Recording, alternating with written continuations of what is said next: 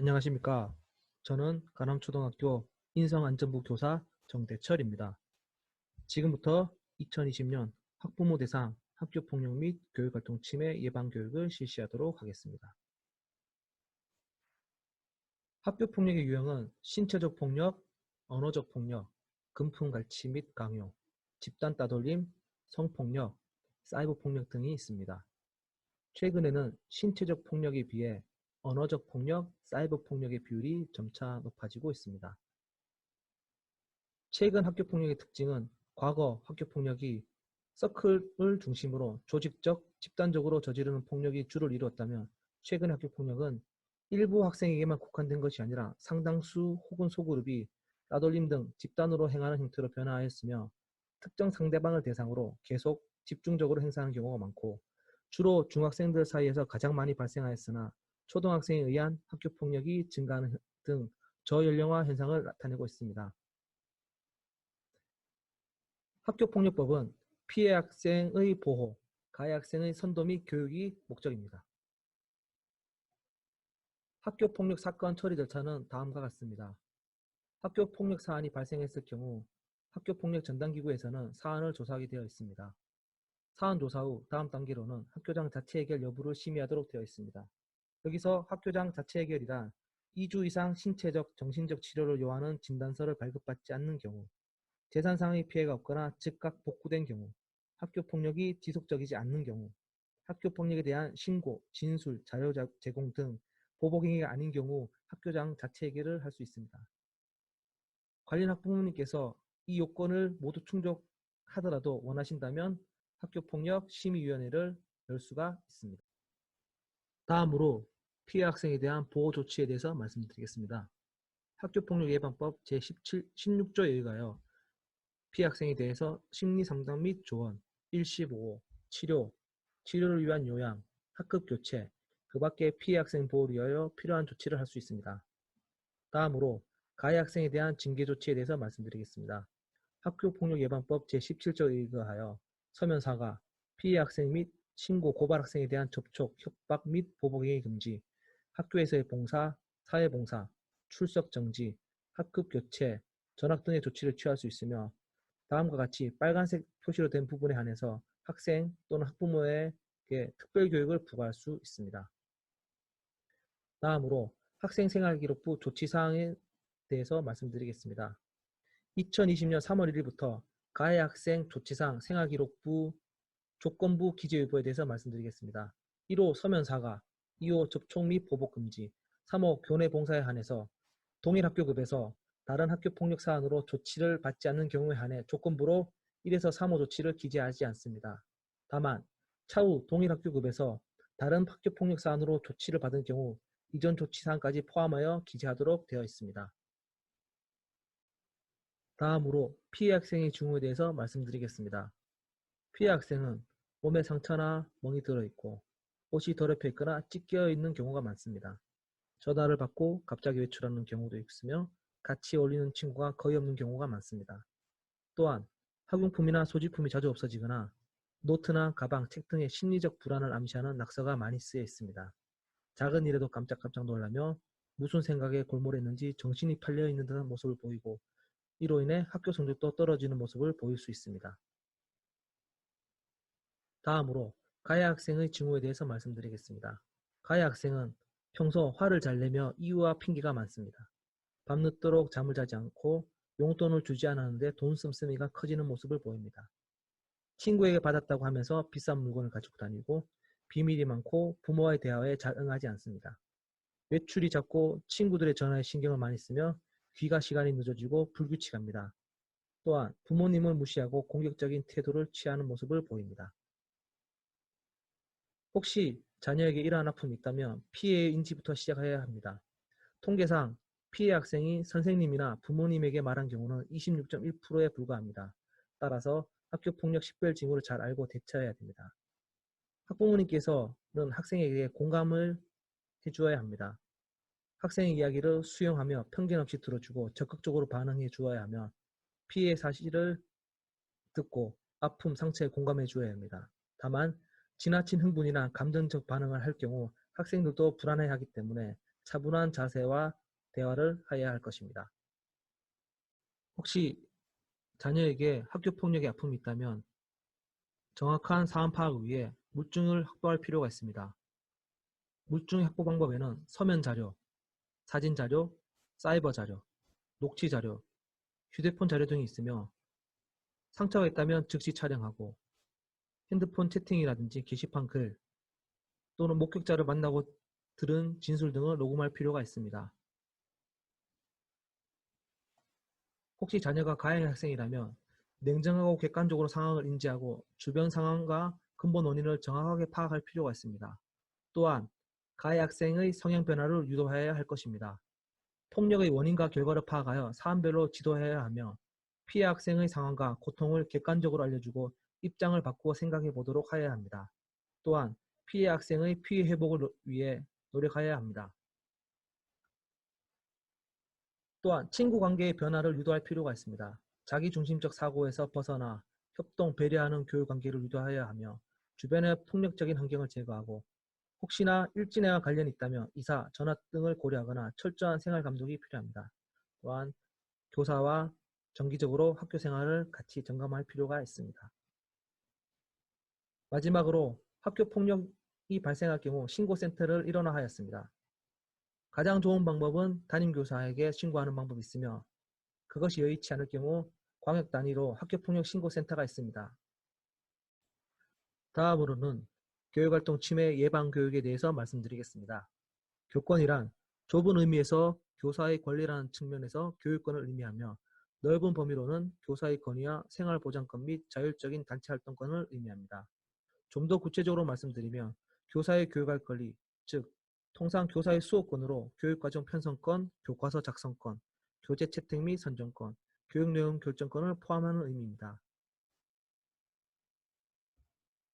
전문직 종사자로서 교사의 권리는 신분 보장, 쟁송 제기권, 불체포 특권, 교직단체 활동권이 있으며 인간으로서의 기본권으로 인간으로서의 존엄과 행복 추구권, 신체의 자유, 양심의 자유, 의사표현의 자유, 재판 청구권 등이 있습니다.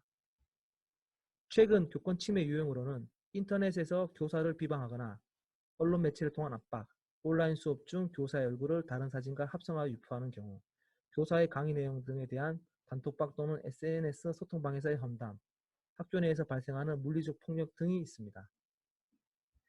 이를 예방하기 위해서 교권보호기구 및 제도를 두고 있습니다. 교권예우에 관한 규정 제6조에 의거하여 학교에서는 교권보호위원회를 설치하여 운영하고 있습니다. 간암초등학교에서도 학교 교권보호위원회를 설치하여 운영 중에 있습니다. 교권보호위원회의 기능은 교육활동 보호에 관한 사항을 심의하고 있으며 교육활동 침해 학생에 대한 조치, 교원의 교육활동과 관련된 분쟁을 조정하고 있습니다. 끝으로 학생 인권과 교권은 상충의 개념이 아님을 말씀드립니다. 교권은 학생의 학습권을 보장하기 위해 행사되는 것이므로 교권의 신장이 학생 인권 신장으로 이어지고 학생 인권 신장이 교권의 신장으로 이루어진다고 볼 수 있습니다. 이 모든 것이 같이 이루어졌을 때 모두가 행복한 교육이 실현됨을 의미합니다. 이상으로 학교 폭력 예방 및 교육활동 침해 예방 교육을 마치도록 하겠습니다. 경청해 주셔서 감사합니다. 안녕하십니까. 간암초등학교 교통안전 업무를 담당하고 있는 교사 김연진입니다. 우리 학교에서는 학년별로 연간 51시간 이상을 교과와 연계하여 안전교육을 실시하고 있습니다. 오늘 학부모님들께 말씀드릴 내용은 교통안전에 관련된 부분입니다. 먼저 어린이 보호구역에서는 운전자 주의 의무를 꼭 지켜주세요. 우리 학교 주변 사진입니다. 우리 학교는 주변에 큰 도로들로 둘러싸여 있습니다. 또한 학교 주변은 차량 이동이 많은 편이라 등하교 시간 아이들에게 위험을 줄 수 있는 요인들이 많습니다. 우리 학교 주변은 어린이 보호구역, 즉 주정차 금지 구역으로서 학교 인근에 되도록 차를 주정차하지 마시기 바랍니다. 학교 주변에 주정차되어 있는 차들 사이로 아이들이 지나가거나 시야에 가려져 사고가 발생할 수 있습니다. 어린이 보호구역에서는 서행운전 및 전방 주시를 해주세요. 30km 이하 서행운전은 의무입니다. 그러나 서행운전보다 더 중요한 것은 전방 주시입니다. 횡단보도 앞에서는 보행자가 없더라도 우선 일시 정지하세요. 급제동과 급출발도 자제해 주세요. 다음으로 학부모님께 드리고 싶은 말씀은 학교 정문 앞 신호에 관련된 것입니다. 학교 앞 정문 횡단보도에서 우리 아이들이 가장 많이 길을 건넙니다.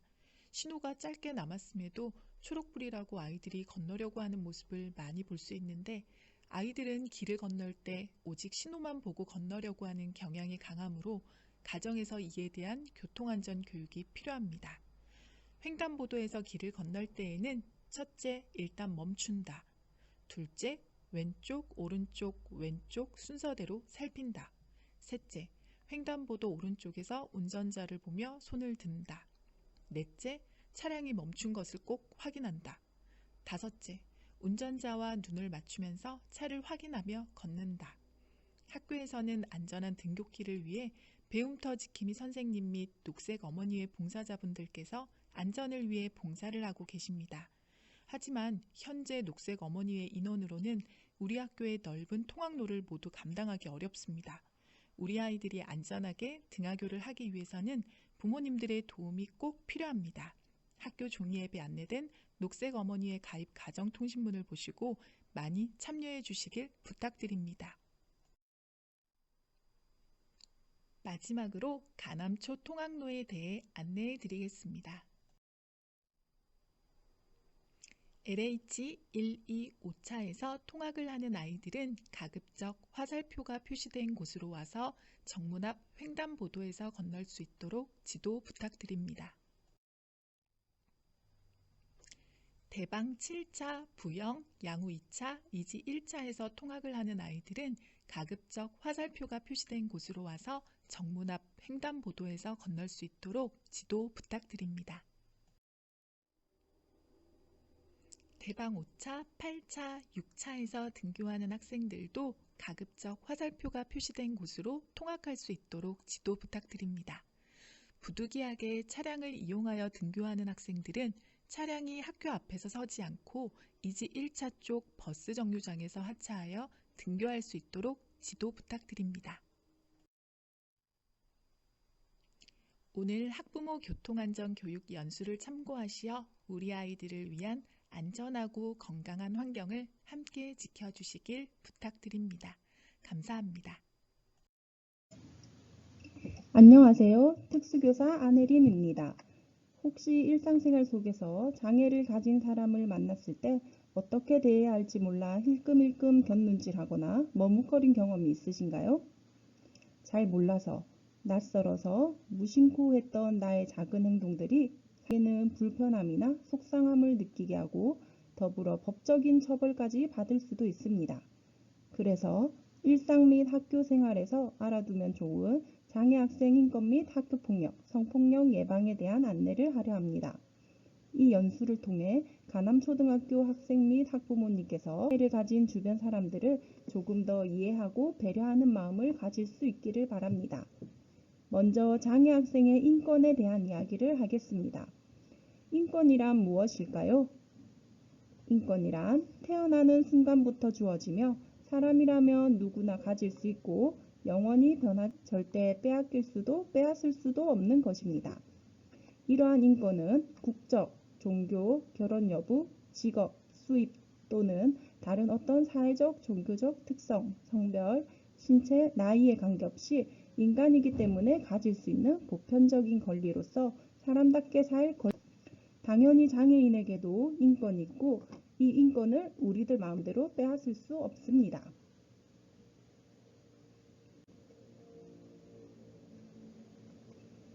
(2008년 4월 11일부터) 시행된 장애인 차별금지법을 살펴보면 장애인의 완전한 사회 참여와 평등권 실현을 목적으로 한다고 나와 있습니다.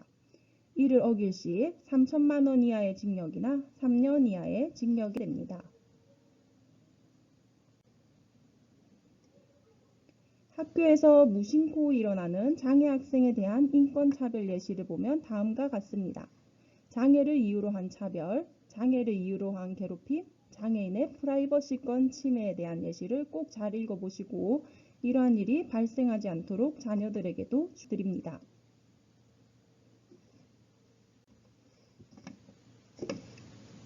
두 번째와 세 번째는 장애 학생의 학교 폭력과 성폭력에 대한 이야기입니다. 학교 폭력과 성폭력의 의미에 대해서는 모두 잘 아실 것 같아 설명을 생략하고 자료화면 읽어봐 주세요. 중요한 것은 장애 학생 대상 학교 폭력 사안이 발생했을 때 경우 가해 학생에 대한 징계는 일반 학생 대상에 적용하는 처벌보다 한 단계 이상 높은 수위의 징계를 적용한다는 것입니다.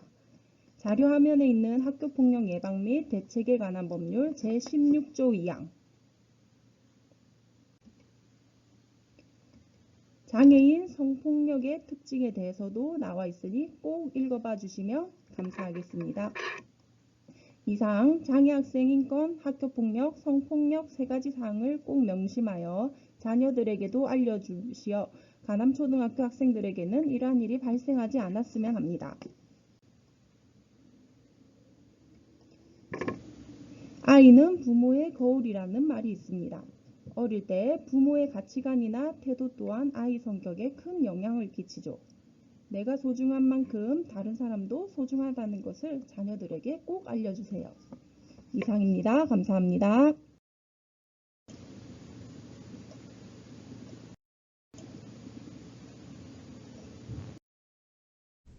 공교육 정상화법, 청렴에 관한 올바른 인식을 위한 연수를 시작하겠습니다.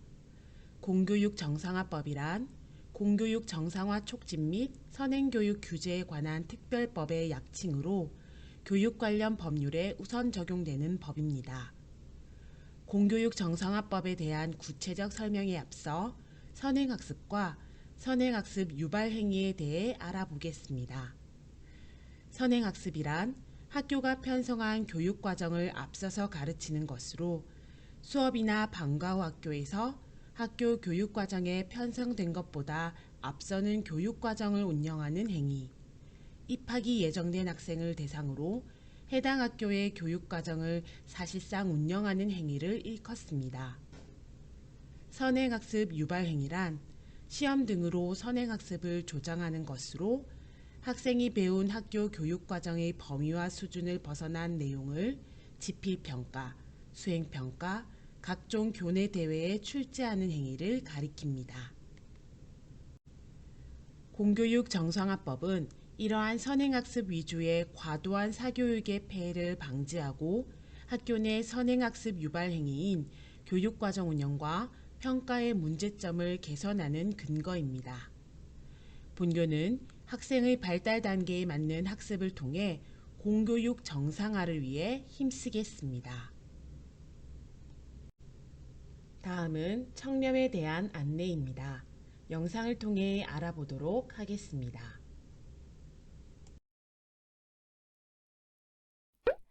청탁금지법.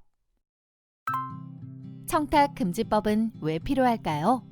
청탁금지법은 어느 곳 누구에게나 깨끗하고 공정한 세상을 원하는 국민의 마음을 담아 만들어진 법입니다. 청탁금지법은 공직자 등 공공기관의 의사결정 등에 참여하는 민간인, 일반 국민 모두에게 적용됩니다. 궁금해하시는 내용 몇 가지를 Q&A로 알아보겠습니다. 선생님께 학생이 직접 쓴 손편지나 카드를 드리는 것은 가능한가요? 예, 가능합니다.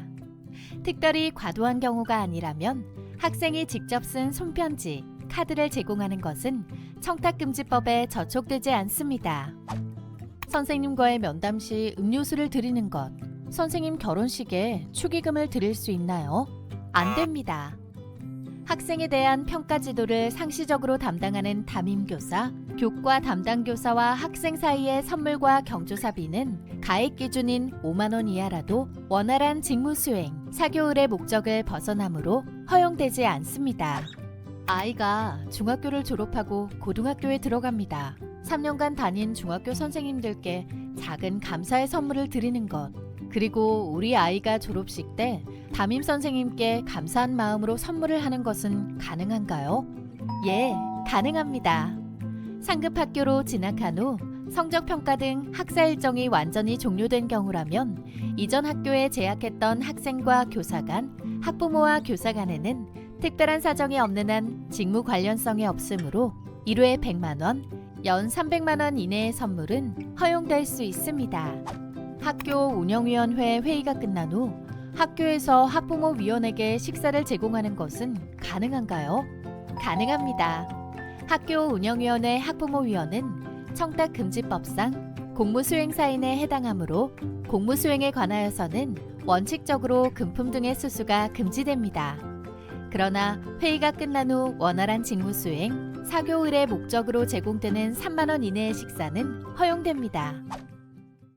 청렴을 기본으로 하는 경상남도 교육청. 투명한 경남교육, 공정한 경남교육, 부정부패에 대한 엄격한 처리를 실천하고 있습니다. 이것으로 2020학년도 교육과정 설명회 학부모 연수를 마치겠습니다. 시청해 주셔서 감사합니다.